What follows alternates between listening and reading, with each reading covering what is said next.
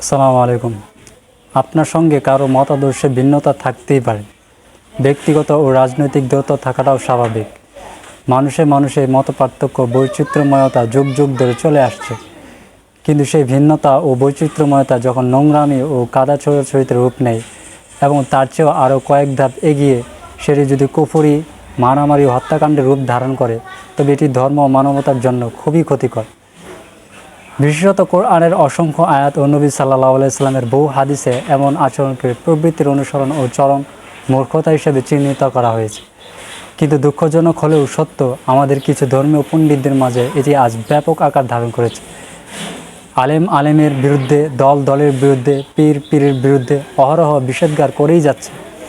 মাহফিলের স্টেজে, ফেসবুকের ওয়ালে এবং ইউটিউবের চ্যানেলের নোংরামি ও কুচিপূর্ণ বক্তব্য আজ যেন অভ্যাসে পরিণত হয়েছে। কখনো কখনো এক পক্ষ অপর পক্ষকে ইহুদি খ্রিস্টানদের এজেন্ট এবং সরাসরি কাফের ফতোয়া দিচ্ছে। আবার খুব মামুলি বিষয় যেমন টুপির ধরন, পাঞ্জাবি পায়জামার কাটিং এসব নিয়েও মতভেদ করতে দেখা যায়। অথচ ইসলামের ছোটোখাটো বিষয় নিয়ে যারা বিতর্কে তর্কে লিপ্ত হয় এবং অহংকার ও গোঁড়ামিবশত নিজেদের একমাত্র মুমিন মুসলমান মনে করে, তাদের থেকে নিরাপদ দূরত্বে থাকতে বলা হয়েছে। পবিত্র কোরআন কারিমে এ ধরনের আচরণকে মুশরিকদের স্বভাব হিসেবে আখ্যায়িত করা হয়েছে। সূরা রুমের 31 এবং 32 নম্বর আয়াতে মহান আল্লাহ বলেন, আর মুশরিকদের অন্তর্ভুক্ত হয়েও না, যারা তাদের দ্বীনে বিভেদ সৃষ্টি করেছে আর নিজেরা দলে দলে বিভক্ত হয়ে পড়েছে। প্রত্যেক দলই নিজ নিজ মতবাদ নিয়ে আনন্দিত। আরও বলা হয়েছে সূরা আল আনাম 159 নম্বর আয়াতে, যারা তাদের দ্বীনকে টুকরো টুকরো করে ফেলেছে এবং নিজেরা বিভিন্ন দলে উপদলে বিভক্ত হয়েছে, তাদের সঙ্গে আপনার কোনো সম্পর্ক নেই। আরও বহু আয়াতে দলাদলি বন্ধের নির্দেশ দেওয়া হয়েছে। যারা বিভেদ সৃষ্টি করে তাদের জন্য কঠিন শাস্তির হুঁশিয়ারি উচ্চারিত হয়েছে। স্রষ্টার অনুগ্রহপ্রাপ্ত বান্দারাই কেবল এ ধরনের বিভক্তি পরিহার করে চলতে পারে। পবিত্র কোরআন কারিমের আল্লাহ তাআলা বলেন, সূরা হুদ আয়াত 118 এবং 119 নম্বর, তোমার পালনকর্তা যাদের অনুগ্রহ করেন তারা ছাড়া অন্যরা সর্বদা মতভেদ করতেই থাকবে।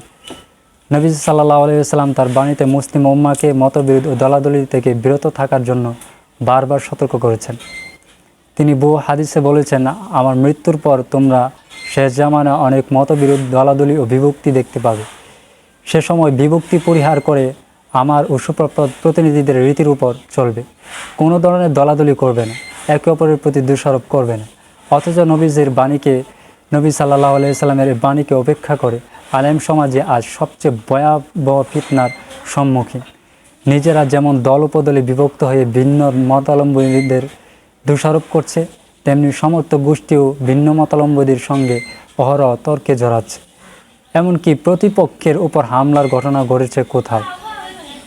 অথচ নবী সাল্লাল্লাহু আলাইহি সাল্লামের হাদিসের আমলের বৈচিত্র্যময়তা আমরা লক্ষ্য করি। একই আমল নবী সাল্লাল্লাহু আলাইহি সাল্লাম একাধিক নিয়মে করেছেন এবং অন্যরাও শিখিয়েছেন। পরে সাহাবাদের মাঝেও আমলের ভিন্নতা ছিল, কিন্তু কেউ নিজেকে হক এবং অন্যদের বাতিল বলেননি, বরং শ্রদ্ধার সঙ্গে অপরের মতামত প্রাধান্য দিতেন। তারা অন্ধভাবে কারো অনুসরণ করতেন না, বরং সবার থেকে ধর্মীয় জ্ঞান অর্জন করতেন। অথচ আমরা আজ আমাদের পছন্দসই দল, পীর অথবা শায়েখের বক্তব্যই সঠিক মনে করি। ওই শায়েখ ভুল বললেও মেনে নিচ্ছি, বিবাদে জড়াচ্ছি পরস্পর। এর ফলে সংকীর্ণ হচ্ছে আমাদের জানার বহর, আটকে যাচ্ছে ব্যক্তি বোঝায়, ইসলাম থেকে দূরে সরে গিয়ে ভ্রান্তিতে নিমজ্জিত হচ্ছে। ইমাম গাজ্জালী রাহিমাহুল্লাহ তার সত্যের সন্ধান বইয়ের সুন্দর করে বলেছেন যে, বিশ্বাস ও ধর্মের ব্যাপারে মতভেদ এবং পথের ভিন্নতা একটি গভীর সমুদ্রের মতো, যাতে বহু ব্যক্তি নিমজ্জিত হয়েছে কিন্তু খুব কম লোকই উদ্ধার পেয়েছে। অথচ প্রত্যেকেই মনে করছেন তিনিই শুধু মুক্তির সন্ধান পেয়েছেন। আমাদের মনে রাখতে হবে, ধর্মে দলাদলি নেই এবং দলাদলিতেও ধর্ম নেই। ধর্ম আছে জ্ঞান আহরণ ও আমলে। বিশ্বজুড়ে মুসলিম উম্মাহ আজ কঠিন সময় পার করছে, অথচ আমরা এখনও পড়ে আছি টুপি আর পাঞ্জাবির সাইজ নিয়ে, যা আমাদের ক্রমান্বয়ে পিছিয়ে দিচ্ছে।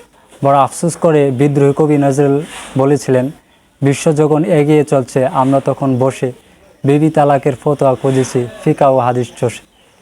এখনই সময় ঘুরে দাঁড়ানো, যুগের সমস্যা সমাধানে আলেমদের যুগোপযোগী জ্ঞানে সমৃদ্ধ হওয়া, কোরআনের আলোয় তরুণ প্রজন্মকে পথে ফেরানো। না হয় পরস্পর কাদা ছড়াছড়িতে বিপদগামী হবে ধর্মপ্রিয় তরুণরা। দলাদলির কবলে পড়ে তরুণদের একটি শ্রেণী আজ ধর্মের প্রতি আবেদনহীন হয়ে পড়েছে। আরেক শ্রেণী হয়ে পড়েছে উগ্র মানসিকতা সম্পন্ন। তাই এখনই আলেম ও সমাজকে পরস্পর বিরোধী বক্তব্য ও দলাদলি পরিহার করে ইলম ও প্রজ্ঞার পরিচয় দেওয়া উচিত।